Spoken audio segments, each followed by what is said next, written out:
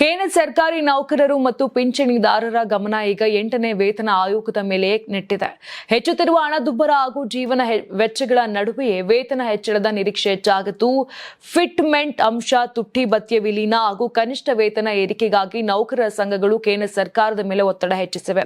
ನೌಕರರ ಪ್ರಮುಖ ಬೇಡಿಕೆಗಳಲ್ಲಿ 3.83 ಫಿಟ್ಮೆಂಟ್ ಅಂಶವು ಒಂದಾಗಿದೆ. ನೀವು ಸಣ್ಣ ಆಗ್ಬೇಕಲ್ವಾ? ಅದು ಒಂದು ಉತ್ತಮ ಆಹಾರದಿಂದ ಸಣ್ಣ ಆಗ್ಬೇಕಲ್ವಾ? ಪ್ರತಿದಿನ ನಮ್ಮ ಜೀನಿ ಸ್ಲಿಮ್ ನ ಯೂಸ್ ಮಾಡಿ ಯಾವುದೇ ಸೈಡ್ ಎಫೆಕ್ಟ್ ಇಲ್ದಂಗೆ ನೀವು ಸಣ್ಣ ಆಗ್ತೀರಾ.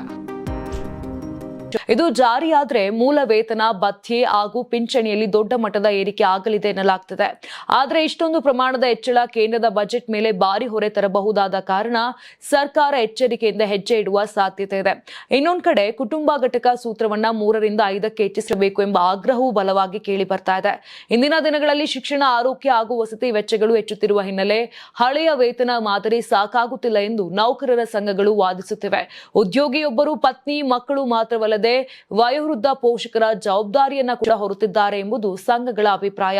8ನೇ ವೇತನ ಆಯೋಗವು ನೌಕರರ ನಿರೀಕ್ಷೆ ಹಾಗೂ ಸರ್ಕಾರದ ಆರ್ಥಿಕ ಸ್ಥಿರತೆ ನಡುವಿನ ಸಮತೋಲನ ಸಾಧಿಸಬೇಕಾದ ಸವಾಲಿನ ಎದುರಲ್ಲಿದೆ.